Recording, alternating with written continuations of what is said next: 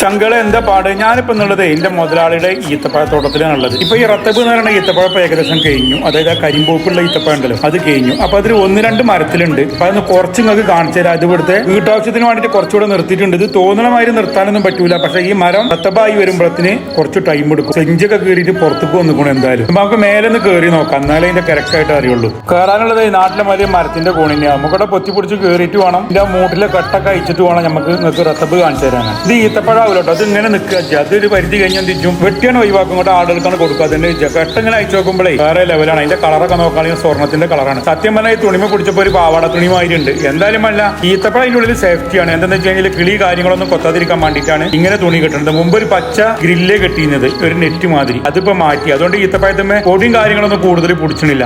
അങ്ങനെ ഒരു പ്രത്യേകത ഉണ്ട്. ഇത് കാണുമ്പോൾ തന്നെ തൊള്ളന് വെള്ളം ചാടും. ഇതിനെപ്പറ്റി അറിയണവർക്ക് നമ്മൾ താങ്ങി പൊടിച്ച് വലിയ അതിർപ്പത്തിൽ നാട്ടിലേക്ക് കൊണ്ടുപോകും. പെരക്കാർക്കൊന്നും ഇതിൽ വലിയ താല്പര്യമൊന്നും ഉണ്ടാവില്ല. ഇത്